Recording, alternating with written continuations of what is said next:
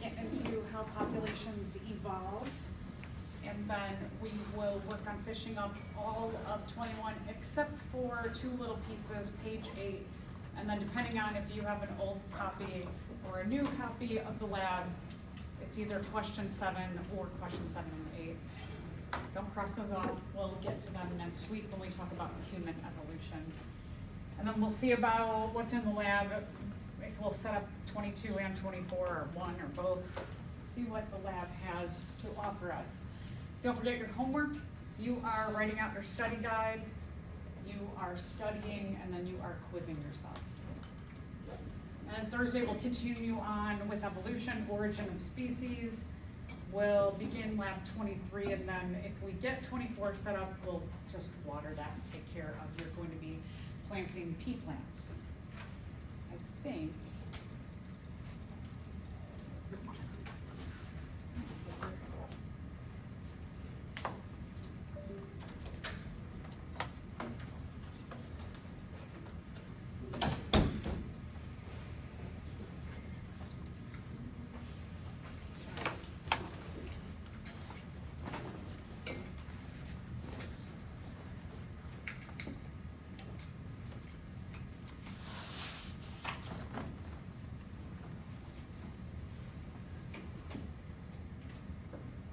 Did we leave off here on this question? Yeah, thank you. Okay. So let's take a look at this. The forelimbs, meaning the kind of arms of both of these vertebrates, the seal and the penguin, have a humerus and phalanges. Would the humerus and phalanges, would those be homologous structures, vestigial structures, or analogous structures? Look back at your notes from just what we finished.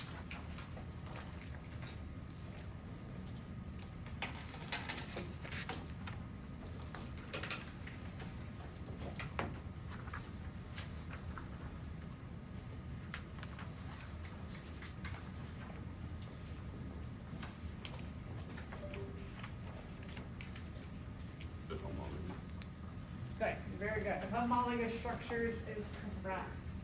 Excellent. So just a little brain warm up there. All right. Let's talk about other pieces of evidence for evolution, ways that we know that organisms evolve over time. So embryology, if you remember at the beginning of lab 21, you looked at a pig and chick embryo.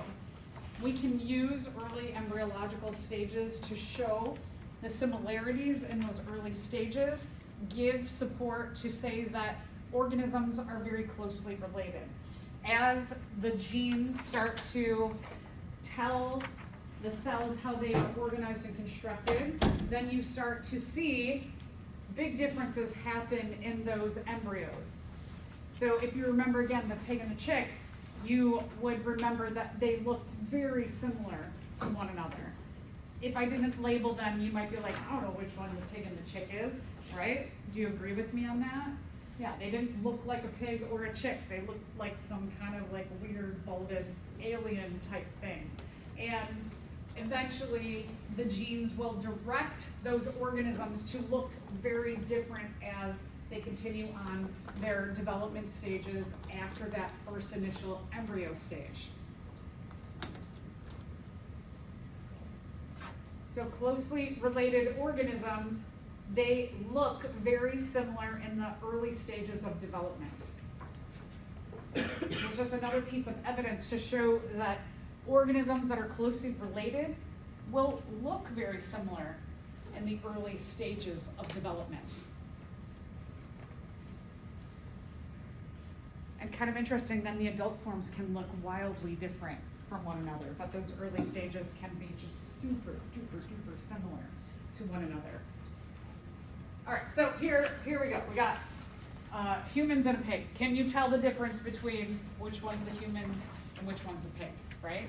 Okay, so I hope we can tell the difference. But here These are even more advanced embryological stages than what you saw in lab. If I didn't have these labeled, would you be able to correctly label which one is a lemur, a pig, and a human? I mean, I don't know, they all look like the same thing to me. They look very, very similar. So again, related organisms share early embryological stages of development.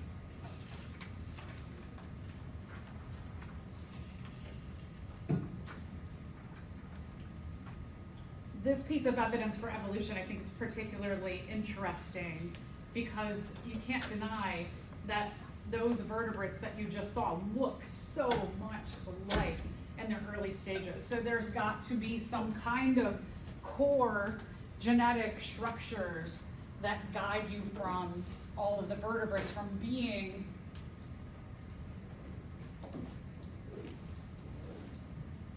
like this here to then being what we are, or a pig, or this furry lemur with a long black and white tail. This one I think is super interesting. Another piece of evidence for evolution revolves around biogeography. I always like in biology, when we have that term BIO, we know that BIO refers to living things, and then geography is where things exist in the world. And so this is saying, where do the living things exist in the world? The geographic distribution where living things are located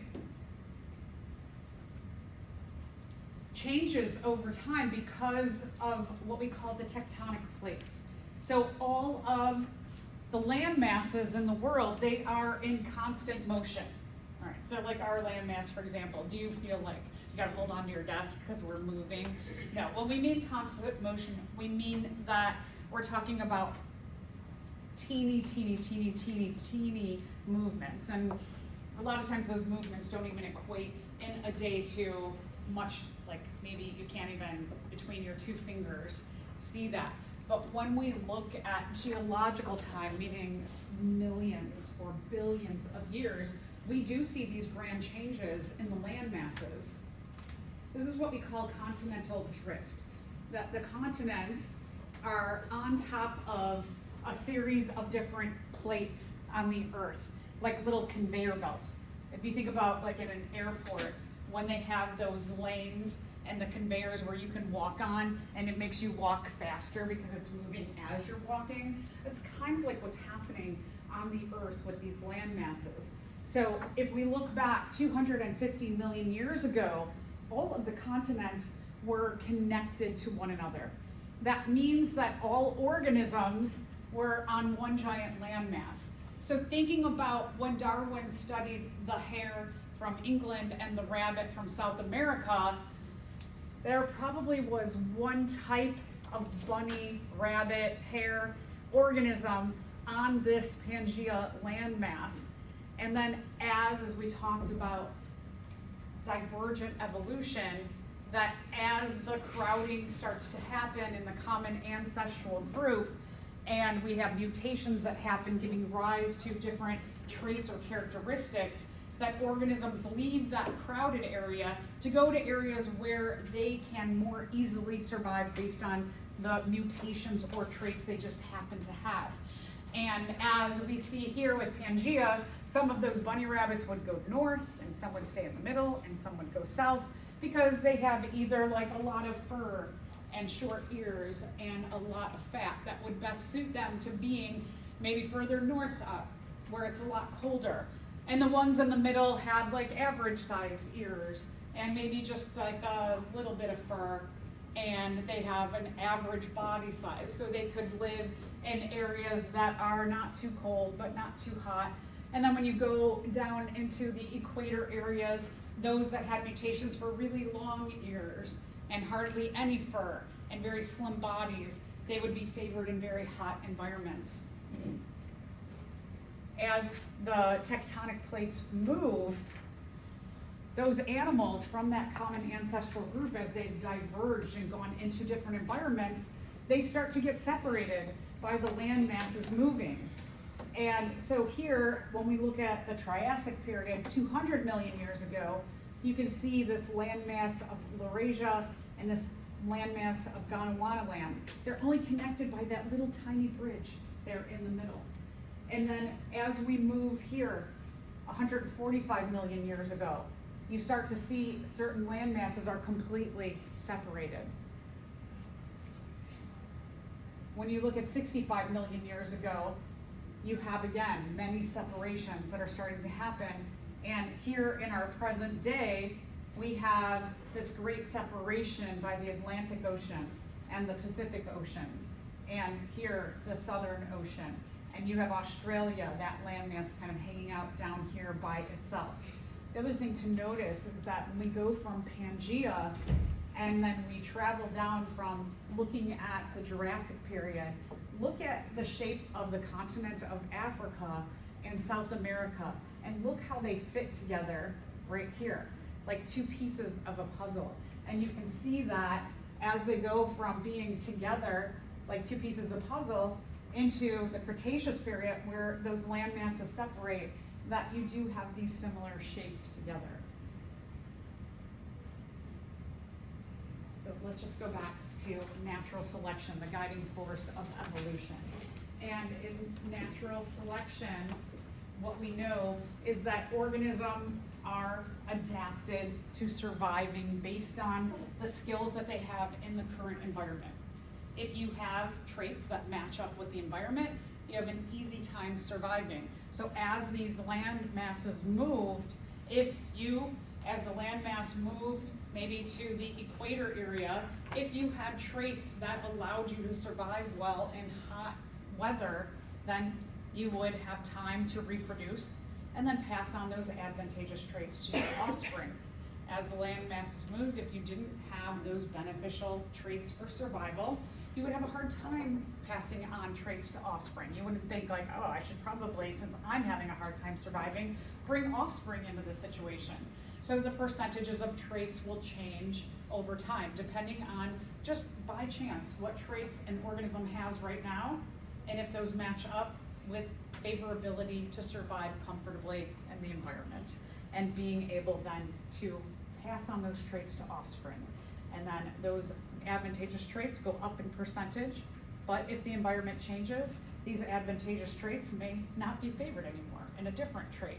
And over time, you might see that organisms, the different traits that are favored, change over time. Again, no magic, just what is favored in the environment, and a total like crapshoot, just like total chance that if you happen to have traits that are favored right now, you survive easily.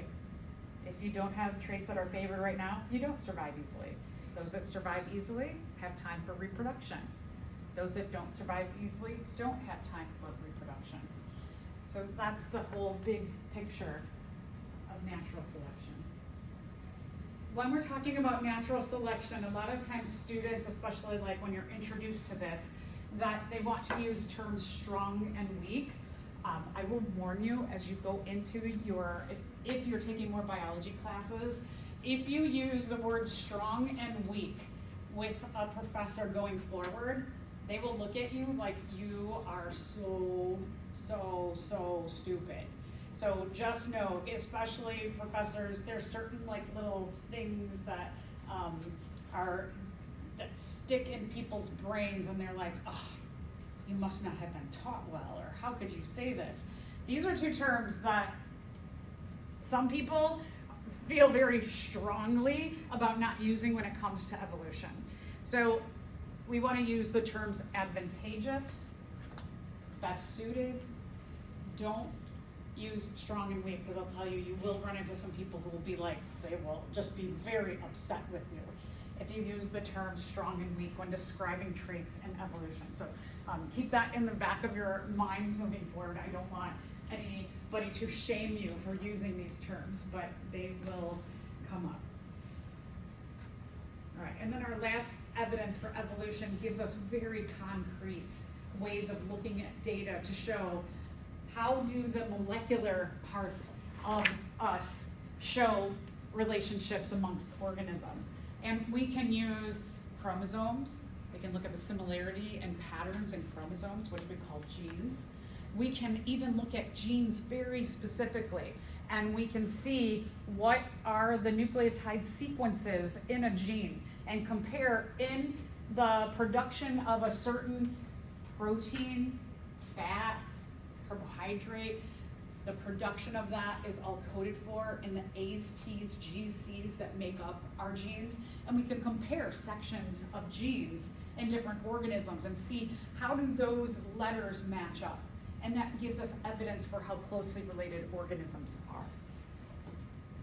So there is, I will say, there is so much going on in the world of molecular biology right now. We might call it bioengineering.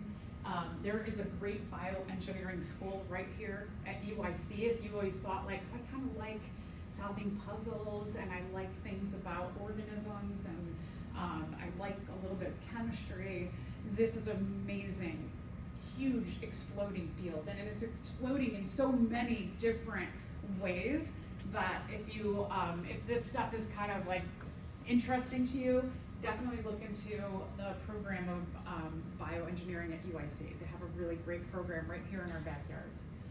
So we can use these, we can go beyond just like fossils and biogeography and embryological details, things that we can see. We can go into the why and the how within the genetics of these traits. So for example, we can compare, so if we go back to DNA,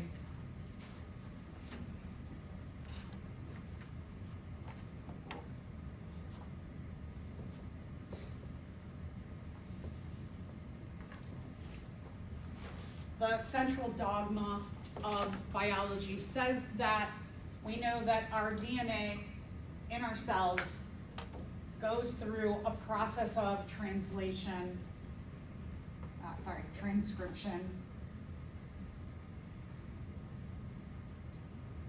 to make a message of what the DNA's organization and construction says.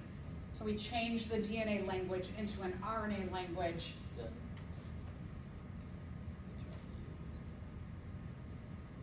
And then we translate that message of DNA into the transcript of RNA, and we make proteins. Now, it doesn't always happen exactly as proteins.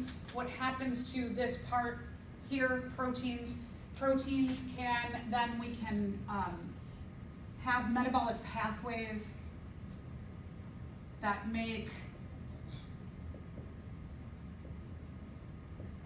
so you might get an initial protein that's made from this central dogma process, and then it goes through a metabolic pathway to make some other protein. So it will modify this through other metabolic pathways to become other proteins, and it might become fats or lipids, and then eventually could become things like tissues and organs.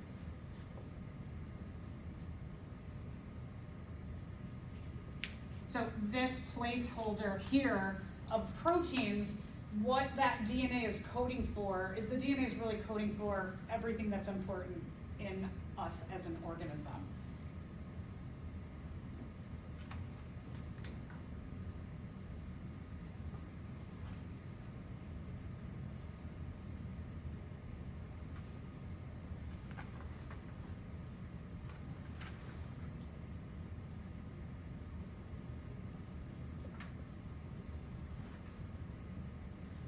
And why I have to say this and remind you of this process of the central dogma is that when we're looking at molecular biology, we can analyze the nucleotide sequence, the A's, T's, G's, and C's, and we can compare that in different organisms. This gets processed, and one of the things about the DNA and the sequences in DNA is that it starts to get, sometimes it's very simple and sometimes it's really complicated because the original DNA sequence for whatever particular protein is needed to be made right now in a particular cell. It may have sections that are junk DNA for that cell that are interspersed with the actual protein code. So going from DNA the A's, T's, G's, and C's of DNA, some of those get plucked out to make a transcript into a different language, RNA. RNA changes just a little bit in terms of nucleotides, and you get A's, U's, G's, and C's. And then those go through a translation into the language of proteins, and the language of proteins are amino acids. So we're changing our languages just a little bit, going from the DNA, A's, T's, G's, and C's, to the RNA, A, U, G, and C, to amino acid sequences here in protein. So when we're talking about using molecular biology, we can analyze any one of these different language steps to show the relationships amongst organisms, whether they are closely related or they are less closely related. So one example, I think this is a very interesting one, is the protein cytochrome C. Every organism on the earth has a form of this protein. So here's another kind of nod that we all must, as organisms on the earth, we must have come from some common ancestor, because everybody has this cytochrome C.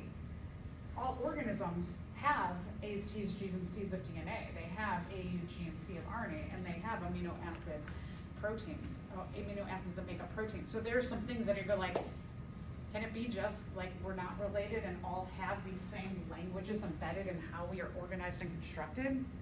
No, right? That just doesn't make sense. So all of these languages we see within, and we can use any of those languages to compare. So we could isolate a single gene and use the DNA of that single gene and go through these translation and transcription processes. We could use the DNA from that gene, the RNA from that gene, the amino acid sequences from that gene. So we can really use any of those languages to show that related organisms share, and again, DNA or RNA or amino acid sequences of proteins.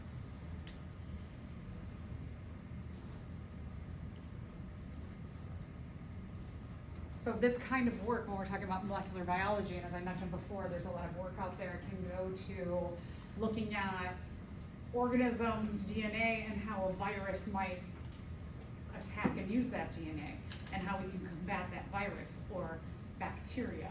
We can look at the sequences of DNA to code for how to make antibiotics against certain bacteria. There's tons in the medical fields. There's tons in just talking about like evolutionary biology.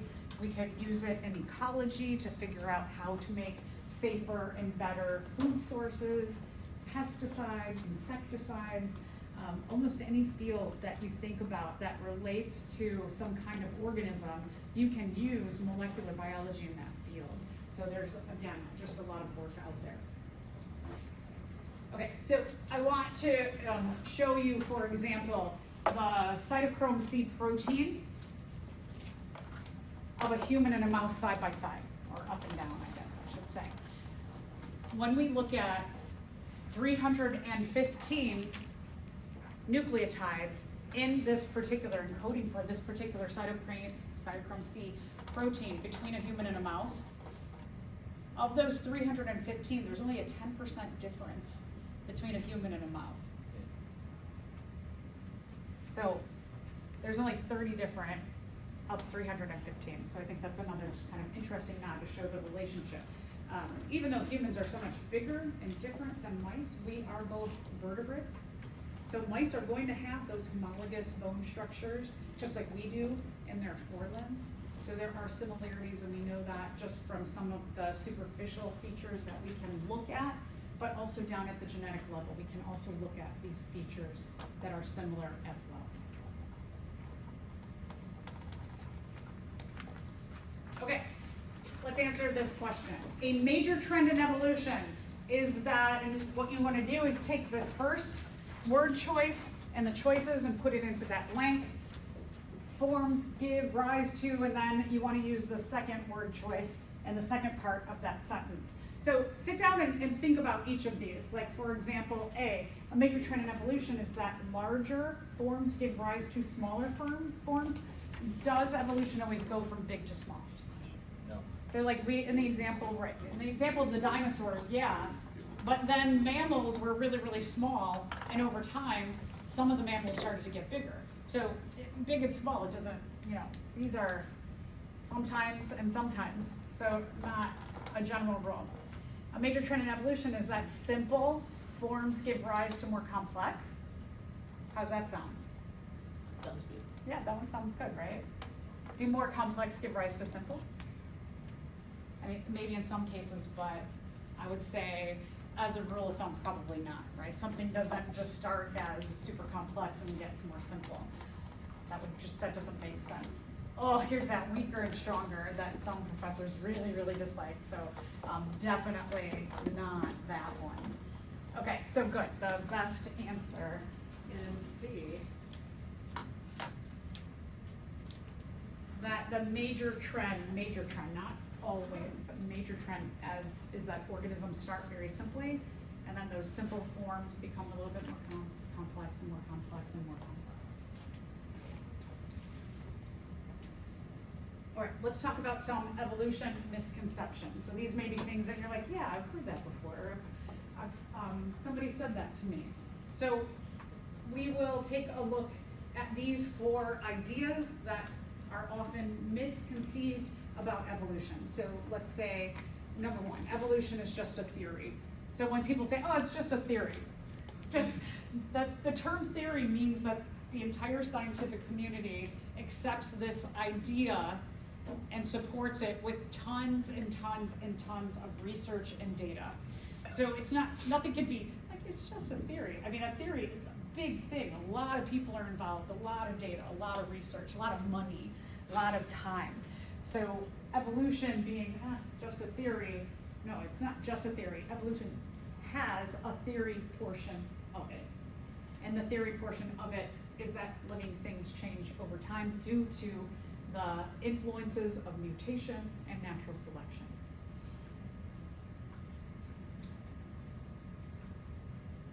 All right, individuals evolve. So this is a misconception.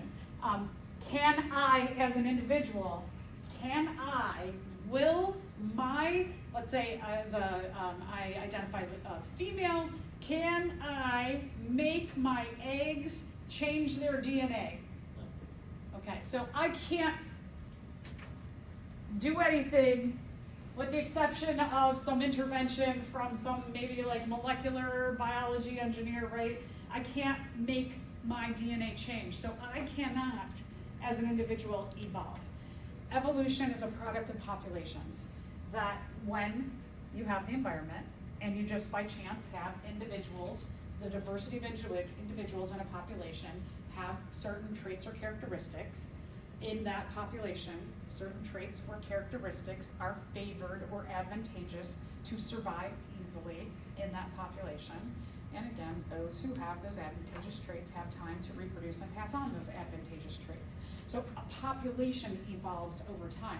How a population looks, the diversity of genes, or what we call the gene pool, can change over time, which is influenced by the environment as well as by the mistakes that are made in the copying of the DNA from parents to offsprings to make different kinds of traits or characteristics in the population. So individuals cannot evolve. Evolution is a product of population evolution. Evolution explains the origins of life. Huge misconception that, remember, science says we don't know how life started. And so scientists have all these like philosophical conversations. Sometimes they make simulations, which we'll see an example of that later in the week.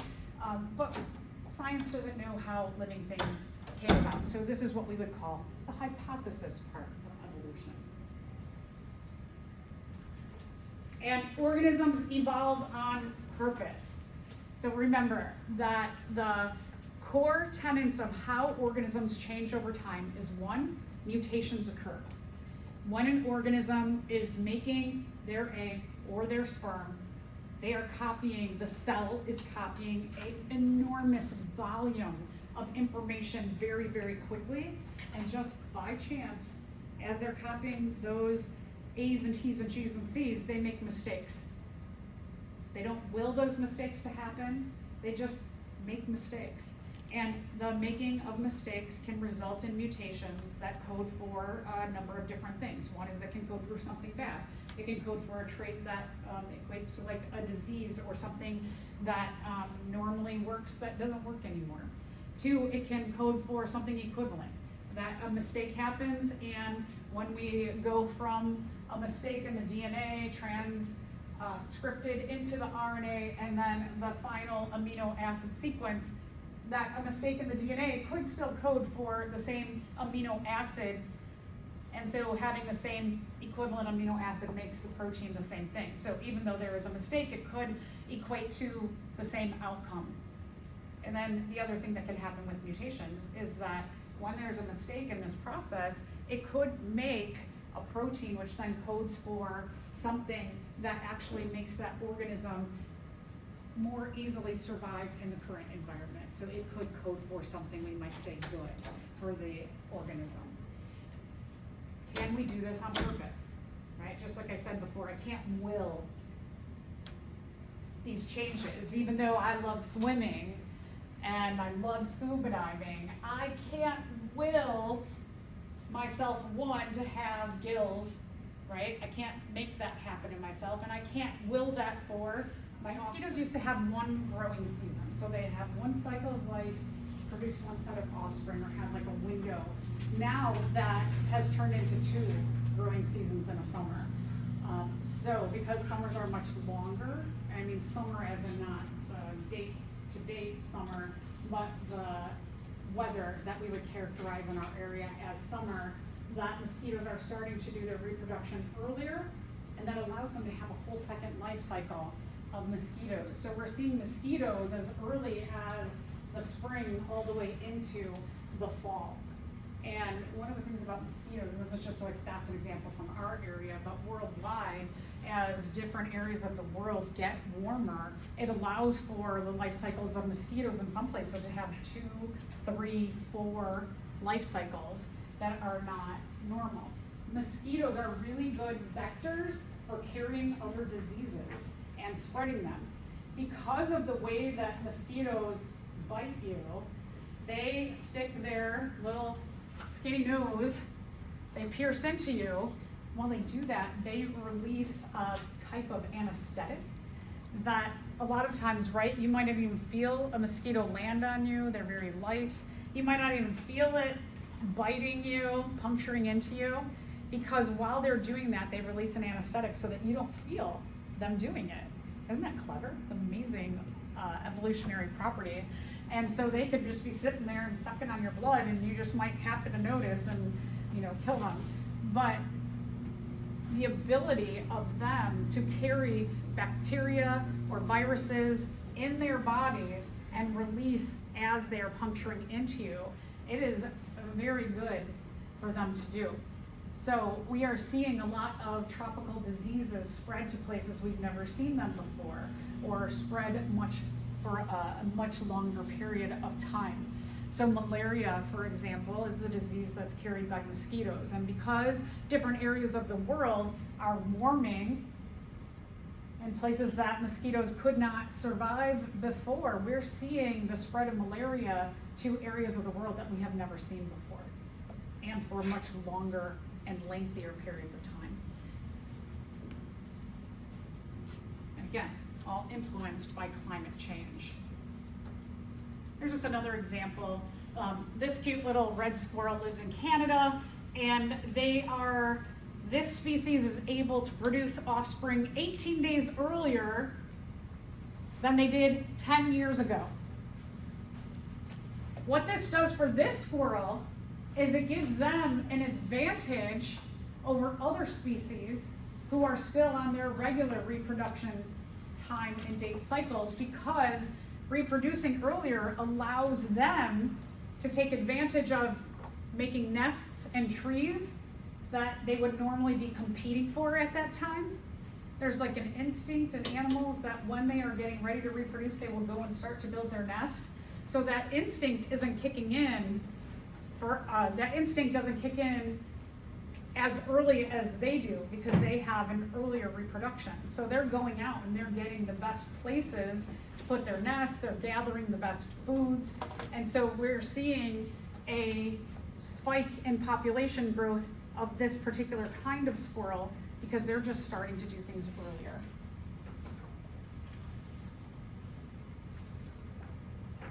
And then another example of climate change influencing the changes in species through natural selection as humans, as that agent of natural selection. So this is the same species. They are of the same species of owl. And you can see a nice variation here, that this one is more black and gray and white, and that one is more browns. So when there was a lot more snow in the area in which they lived, this owl could hide in snowy trees and blend in more. So if you think about like the bark of a tree, that it kind of sticks out and it comes in and sticks out and goes in, that kind of looks like snowy bark. So they could just like sit in the tree and blend in and predators can't get them or don't see them. But now that there's less snow, so they used to, when there was more snow, they used to be the highest percentage trait was this coloration in the population. Because females were like, well, I want a male with this coloration so that my offspring can be this coloration and blend in, and then we don't have to worry about predators as much. But now that there's less snow, the females are choosing this coloration. And this coloration blends in with trees without snow. And so just that change in what is favored over time in the environment goes from this coloration to that coloration. Usually as humans, we don't see evolution in action because these kinds of changes usually take hundreds or millions of years for one trait to be favored over another. But we are seeing changes in real time, which is like, if you're somebody who wants to study evolution, that's great for you because you can actually see evolution happening, but that is really, really odd for us to be able to track and see evolution in action.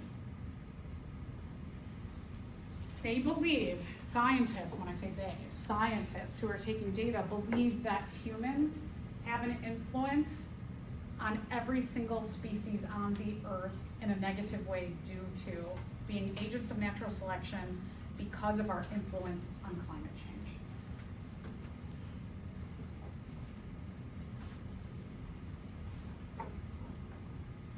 Okay, crazy. Let's talk about population evolution in a little more detail. Okay, so as I mentioned before, with the misconceptions about evolution, that individuals do not evolve, but population, those of you who have the packet don't have this, do you? Yep, we don't. No, we don't. It stops. Yep. Okay. I thought I need 2 chapters, I need 1.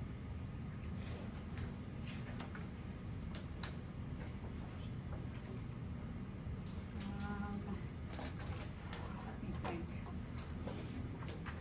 So I know those of you who have the notebook, you're fine.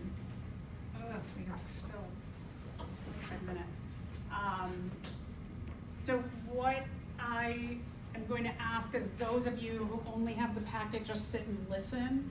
And if you have the packet or you have the tablet and you want to take your notes in the tablet, go ahead and do that, but just sit and listen, and then you can get caught up using the lecture video online. Make sure for Thursday you have my notebook. Okay, so let's talk a little bit about population evolution. So as I mentioned before, that evolution is not a product of individuals. It is a product of the population changing over time. What do we mean by population? We are a population. We are the same species. We live in the same place at the same time. What we mean by being a species is that individuals in a species have it says they can potentially interbreed. And what that means, potentially interbreed, means that members of the same species can have offspring together. the sperm and egg. There's a lot of molecular things that happen between sperm and egg to make sure that they fit together as a species. One of the things about a population and a species that is really, really important about this idea of potentially interbreeding is that offspring that they have will also be fertile. And so this idea of population, and when we talk about genetics, when we talk about evolution being a product of populations evolving, a key part of that evolution is that the species can keep going because the population can interbreed and have fertile offspring. So that you have offspring who can also have offspring, who can then have offspring, and you could keep the group going. So all of these little components are very important parts of what makes a species, and in an area, a species or individuals of the same species who live in the same place at the same time can have fertile offspring. All right, so I mentioned something about genes and individuals in a population, that the diversity of different traits or characteristics is very important, and the diversity of those characteristics is based in your DNA, because your proteins code for your characteristics. So the DNA, the instructions for our organization and our construction, everything that a species has in terms of traits, characteristics, genes, DNA, is found in the gene pool. So it is all of the different genes that a population has. Variation is very important in terms of evolution, because if the environment suddenly changes, you really hope that there are mutations and traits that already exist that allow for your group to survive this big change in the environment. So the more variation you have in a population, the better it is in terms of evolution. All right, so a little review of genetics. I always like to say in Bio 111, when we talk about genetics, you have 2 alleles for every trait. Y, and then you have a pair of what we call homologous chromosomes. So here's that homologous term again. Remember, we talked about homologous structures, that all vertebrates have a humerus, a radius, an ulna, carpals, metacarpals, and phalanges, that we have homologous chromosomes also. Homologous, that term in biology means same or similar. We have, as humans, we have 46 chromosomes in any one of our given cells. So you have 2 of each kind of chromosome in any of your cells. Why do you have 2? Who do they come from? Yeah, they come from bio mom and bio dad. That's why you have 2 of each kind of chromosome. You got them from egg and sperm. So you have 1 set of genes from mom, 1 set of genes from dad, and when we equate these 2 genes for any given trait together, you have different possibilities of what those genes can equate to depending on the kind of inheritance that you are talking about. I know in Bio 111 we talked a lot about complete dominance, where your gene pair works in a way that there is a dominant trait that can mask the presence of a recessive trait. Even though the recessive trait is there, it's just masked, and the dominant trait is expressed. The only way a recessive trait can be expressed is if you have 2 of the same kinds of genes or recessive genes, 1 from each parent. You could also have 2 dominant genes from each parent. So we'll come back to this idea of the inheritance of complete dominance in a little bit, or probably next lecture. But knowing that you could have 2 dominant alleles for complete dominance, 2 recessive alleles for complete dominance, and a dominant and a recessive for complete dominance. An allele is an alternate form of a gene. If we were talking about, let's say, handedness, that one of the things that we would know about handedness is that handedness has a dominant allele and a recessive allele. They are different. They code for different traits, being right-handed dominant or left-handed dominant. So you have different forms of a trait, and when you have different forms of a trait or a gene, the gene is called an allele. You have different kinds of genes.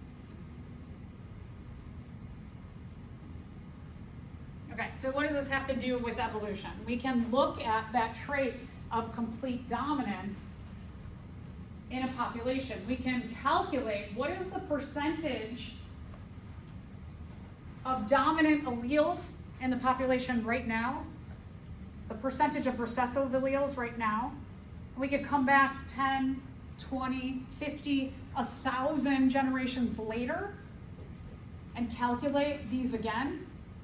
If our calculations change, if our percentages of the dominant and the recessive alleles change over time, it supports that evolution has happened in that population. So while we looked at the different kinds of evidence for evolution, we have another way to show evidence for evolution using genes and the alleles of those genes and the percentages of change over time. So we can use math also as a form of evidence. When we were talking about percentages, what we call them is we call them the frequency. So when you see this term frequency, we're talking percentage.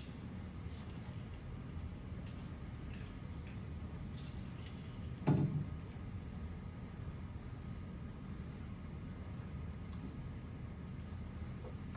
again, if the frequencies or the percentages of the dominant allele and the recessive allele change over time, it's another way to support that we see evolution happening in a population. That also shows us that, let's say over time, that right now the dominant allele frequency is much higher than the recessive allele frequency, and we look at a population and we come back 1,000 generations later, and we see the recessive allele frequency is in a higher frequency than the dominant, right? We started out like this, and we come back 1,000 generations later, and it's like that. We know that the environment went from favoring dominant, and over 1,000 generations went to favoring recessive.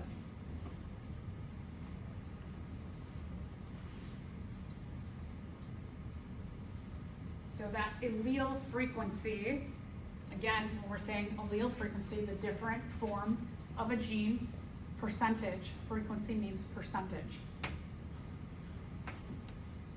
So we can calculate this out. For example, if we have 100 pea plants, each pea plant has 2 alleles for a trait. One we're looking at, let's say we are looking at the gene for flower color. 2 alleles make up this gene. So our 100 pea plants contain 200 alleles, because each plant has 2 alleles for flower color.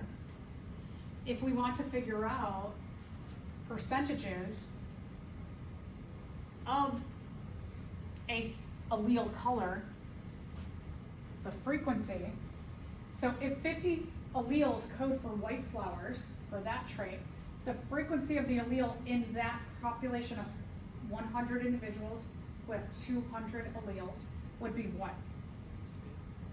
Yeah, good. Okay, so we're going to take our 50, we're going to divide by 200, and that will give us our allele frequency of 0.25. 50 for that flower color divided by a total of 200 alleles gives us a 0.25, and we turn that into a frequency or percentage of 25%, have that white flower color.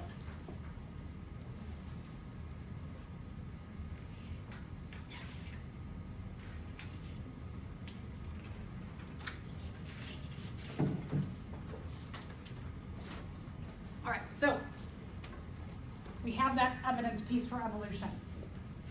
Why you have those different flower colors, you might have white and purple and pink, let's say, in a population.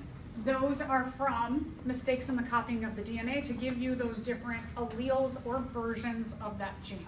So again, mutations give rise to different alleles, which give rise to different traits. And having a variety of traits in a population where that variation is a good thing in case the environment changes. You hope somebody has a trait in your population, or a group has a trait in the population that can survive that environmental change. So mutations are a driving force in evolution. The definition of mutation is a change in the copying of the DNA, a mistake.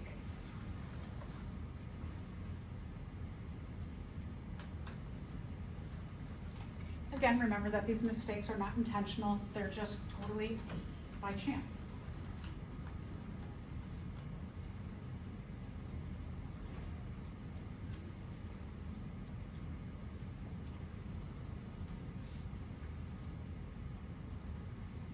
So as I mentioned before, that we do have some checkpoints and mechanisms within our cells as the DNA is being copied, but there's not that many checkpoints. There's not enough. And so those mistakes do get by. Now if we think about mutations in cells in general, so we have different kinds of cells in our body. Two main groups of different kinds of cells in our body are our body cells or our somatic cells, and then we have our gametes or egg and sperm cells, your sex cells. So let's think about a mutation in a somatic cell. If in my heart, and my heart has a whole bunch of really important jobs, let's say there are 1 million cells that make up my heart. And as those cells get older and they break down, they reproduce through the process of mitosis, and they produce offspring cells or daughter cells. Now, let's say that 1 cell in every 1 million has a mutation so that that cell, that 1 in 1 million cell doesn't work. Does that 1 in 1 million cell have an influence on the function, the total function of my heart? 1 out of 1 million cells. Do you think the rest of the cells can pull the weight of that one little cell? Yeah, so mutations that happen in our body or our somatic cells are usually not that big of a deal, because those individual cells, maybe they don't work, but the rest of the cells can do the work of that one mutant cell. Now, where mutations become very significant in a population is when there is a mistake or a mutation to the egg and the sperm. Because those mistakes that are made in making the egg and sperm are passed on to make new individuals or offspring. And again, it's not always bad news. Sometimes it can be a bad mutation, sometimes it can be an equivalent thing that happens, but sometimes it can make new variations that are actually beneficial to the organism. When we are talking about this process of the central dogma,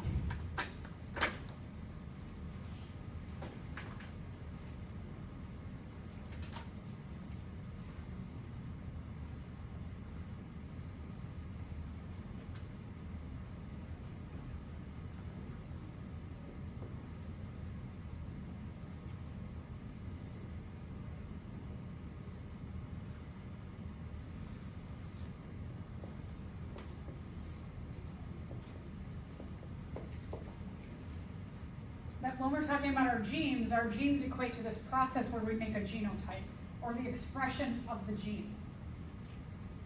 When we are talking about something like complete dominance, we're talking about, for right-handed, it will be coded for as capital R, capital R. If you are homozygous dominant, we'll get into more details about this term homozygous dominant later or next time.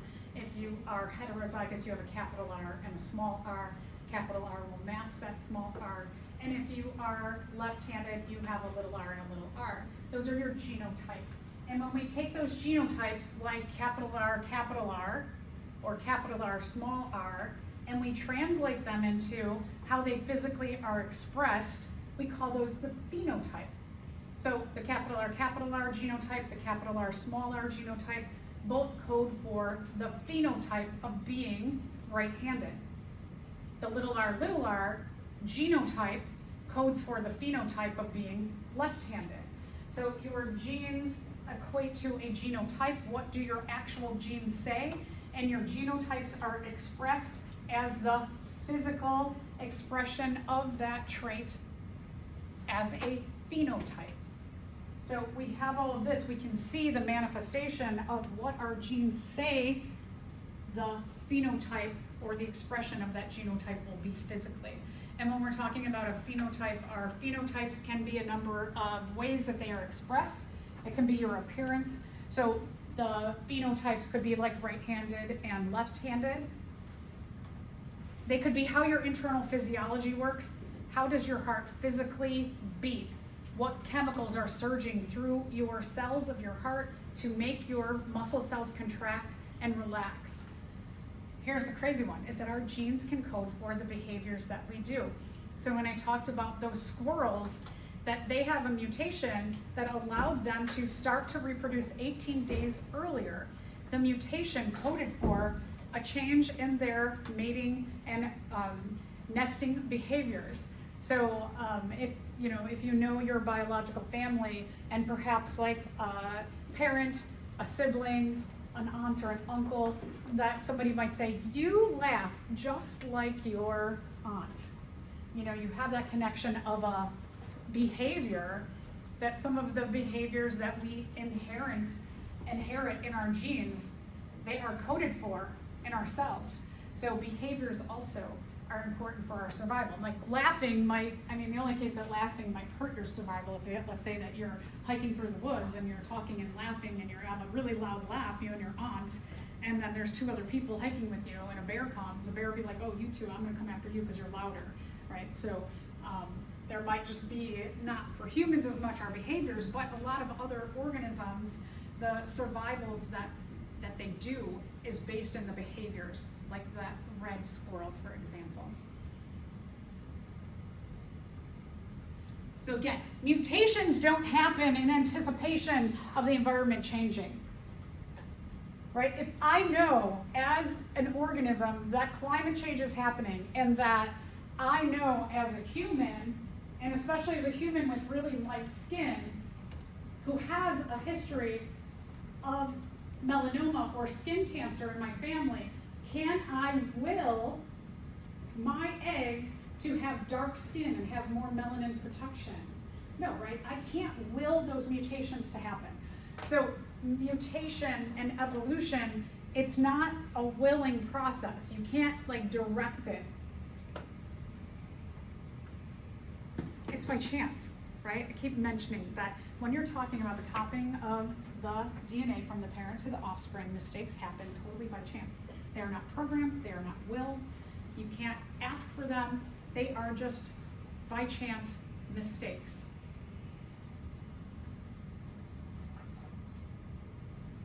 And I also keep mentioning mutations can be harmful, they can be lethal in some cases, but mutations can be equivalent or they can be beneficial.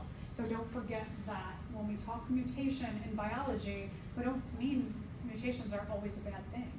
Mutations can very often be a good thing. So as many bad things that can come up in mutations, good things can happen or equivalent things can happen.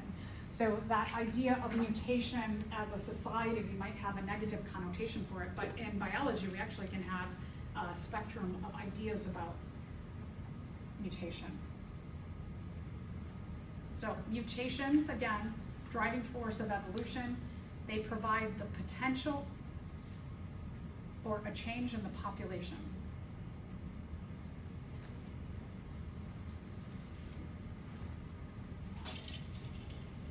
Those changes are often not fast.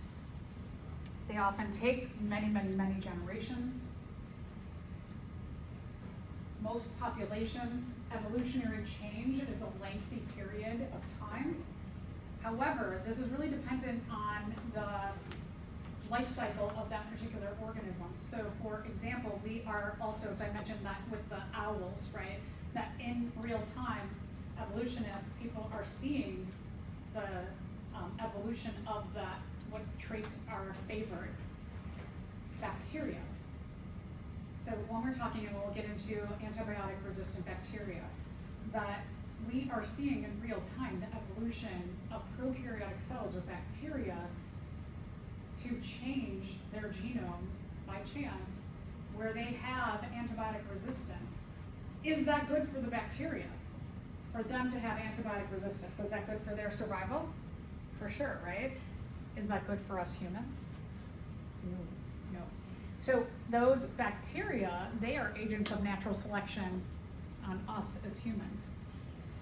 The area of research that often does not get enough people going into it is antibiotic research. Is it clearly super important? yeah, it's super important, especially right now. So hopefully, kind of interesting things, you get into like politics and money and funding and all of that, but pharmaceutical companies who make medications, including antibiotics, pharmaceutical companies really like medications that do not need to change over time, that they can make one form of it and they can make copies and copies and copies of it, and they just sell that same form for tens of years, right? They don't have to change the formulation. So they're like, yeah, let's put a lot of money into the making of that medication. So like, for example, things like statins for the helping to lower cholesterol in one's body. Statins have not had the need to change their formulation. They are still effective, just like one of the first formulations of a statin. So they can pump those out. Big money maker. Doesn't take like a ton of effort to do it. Antibiotics. Because bacteria are evolving and changing, antibiotics become ineffective. So a lot of research, you can put tons of money into doing research to make an effective antibiotic, and 2, 5, 10 years later, that's ineffective. So all that research in terms of like thinking about the managing of a company and the business side, a lot of money goes out the door, right? Because you spend a lot of money and then it's ineffective. Then you gotta spend a lot more money and that could be ineffective. So pharmaceutical companies, they don't really like to do that kind of work and research, but as a society, we really need that. So it's kind of like an interesting thing. And all of that's just based on evolution. So remember again, mutations, whether they are lethal, same, good, they get passed on to offspring when we're talking about the making of sperm and egg. Somatic cells or body cells, not a big deal.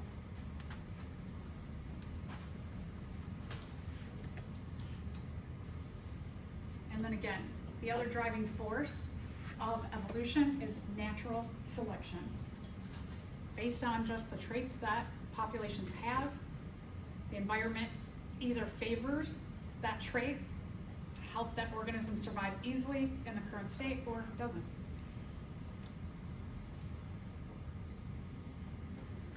Let's take a look at this question. Most commercial pesticides are effective for only about 2 to 3 years. So here's another field of study that changes often. There needs to be a lot of people doing this research and putting money into this research. All right, let's think about why those commercial pesticides are effective for only a few years at a time. New pests invade the area. I see something like, no, I mean, maybe a little bit, but probably not a huge influence. The chemicals induce mutations that convey immunity. What this answer is saying, it is saying that the chemical as the environment on those plants is causing the mutation. I mean, maybe a tiny bit, maybe every so often, like a chemical can cause a mutation, but as a population evolving, is it going to have a huge influence on the making of sperm and egg in those plants? Probably not. So this essentially is saying that the environment of the chemical is causing the mutation. The environment's not causing the mutation. Remember that mutations happen totally by chance in the copying of the DNA from the parent to the offspring. So again, remember that the environment does not induce the mutation. The chemicals mutate. Probably not. Chemicals are pretty stable, so they're probably not going to mutate. The pests learn to ignore the chemicals. Maybe a little bit, maybe. Those pests with advantageous mutations will survive and reproduce. How's that sound? Well, that sounds very like evolution-y. So yes, E is the correct answer. All right, we'll stop there today. All right, let's, why don't y'all take a break? Let's do a 15-minute break, and at 9:30 we'll get started in lab, because we've got a number of different labs to have to see what we have set up over there. So we may be working on a number of things at the same time. So I'd rather you just have your focus at 9:30. So 9:30 we will begin.